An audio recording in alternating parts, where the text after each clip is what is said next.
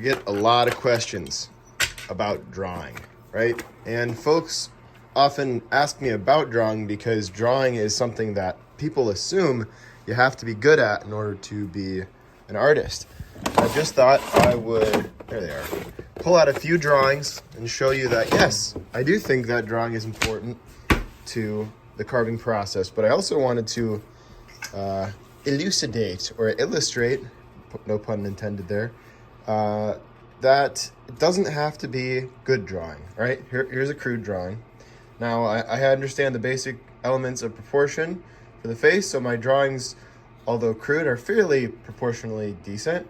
But I'm not taking measurements. I'm just doing these drawings to give me an idea of where things are going to go. So here's another one. These are for my whittles, but notice how rough and sketchy. Sketchy meaning the lines are not strong, they're not strongly delineated, they're just to give me an idea of the shape, the proportion, stuff like this. Okay, gives me an idea of the symmetry. These are projects that I do for the school. But I do draw. And I think that drawing is important. Here's another one, right? This is a peek behind the veil. And the reason I'm showing you this is to show you that you don't have to be a good drawer. But what's helpful about drawing, and in my mind, why I think people should draw, is it helps you to flesh out the ideas without having to bring the knife to wood. So it's a quick way. So it takes me maybe 5-10 minutes to quickly sketch out the design for a carving. Whereas to make this carving in wood before the lesson would take, way longer than that. So I can get the ideas, the design in place, and then I can go ahead and create the project. So it makes the project a lot easier. So here's a no CM version. You can see the Santa that we posted to YouTube here. And I have a more detailed version on my carving school, which you can check out in the link below. These are some other notes. Yeah, so I have plenty more drawings. In fact, this brings me to another part. Well, here's one, and here's another one. This is an elf, and yeah, I do like to draw. It's not even so much that I like to draw, it's that I do draw. And here's my iPad. It's disgusting. It's super dirty. Excuse me as I move it. Doing two things at once here. Plugging it in. I like to use the iPad for drawing as well. The nice thing about the iPad is you can store all the files in one place. Yeah, it's an expense. This is an expensive setup. I bought this iPad used, I think it was $500 back in the day. Now I could get the same one for less, but the point is, this is a more expensive way of going about it. But again, to illustrate my point, I'll go through these drawings. They're not particularly good, and I'm not trying to be down on myself. Okay, so here's another example of a drawing that I did for a project. This is a little bit cleaner. The nice thing about the program, the software, Procreate, is that it allows me to draw and then erase things and make lines a little bit cleaner. It's just a little bit nicer. Looks like the program is freezing out. Let me reopen it. Yeah, so again, I find this to be a very nice way of processing my thoughts, my designs, my ideas. Look at this. See, this is the downside, though. You get all these problems with, what am I trying to say, with loading. But here you go. Here's another example. Really basic sketch. Look at that, how crude that is. How crude that is. And see, now it doesn't want me to go back. See, again, technology. This is the beauty of pen and paper. Maybe I'm not selling the iPad, right? That's okay. I don't need to sell you on it. I don't get a commission on it.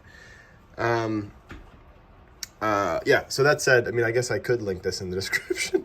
I'll do that.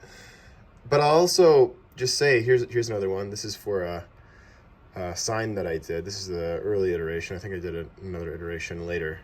I don't know why it's taking so long to load. Never experienced that before. Oh, maybe that's why I'm doing the wrong thing. But yeah, again, the iPad is nice, but really, gosh, just good old-fashioned pen and paper. I use pencil. Sometimes I use Coptic markers occasionally. That's what I did for this one. And I've got plenty more drawings floating around the shop here. Not super well organized. But again, if you can draw, you can absolutely learn to carve. I'm always excited to hear when a student has drawing skills, but I'll say this, and this is kind of the crux of this video, or one of the main points that I wanted to make here. In my opinion, you really don't need to know how to draw to carve.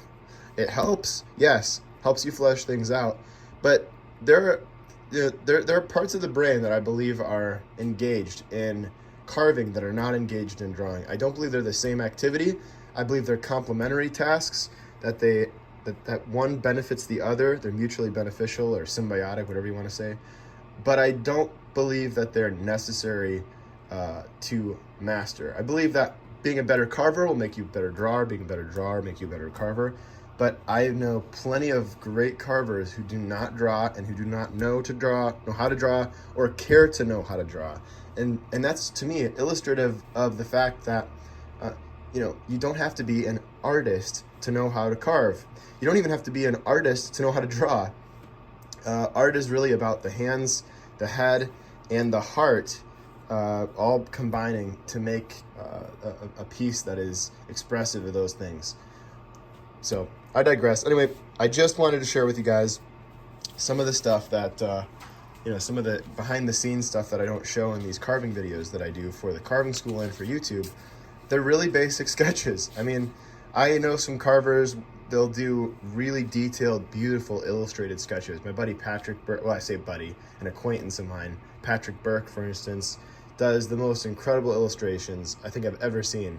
Architect grade or better drawings of his carvings before he does them. And so today I am going to work a little bit on sketching a design for a client, and it'll look probably more like this than a more refined painting or drawing. So don't stress about it. But again, I do recommend if you're at the least bit interest or inclined to draw and you're a carver, try it out. I mean, take some time, get a drawing book.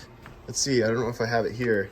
Some really great books on drawing. I don't have it here, but there's some really great, oh, here's one, Drawing the Head and the Hands.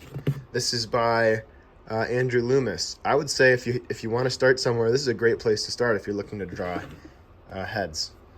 There's a lot of other books, Anatomy for Sculptors, Anatomy.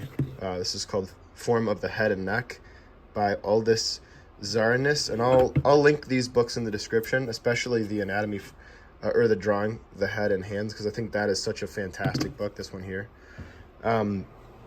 Anyway, that said, be well, guys. Hope you have fun. This is just a little push to play, to have fun with drawing. It's very rewarding, and it'll improve your carving skills. All right? Thanks, guys.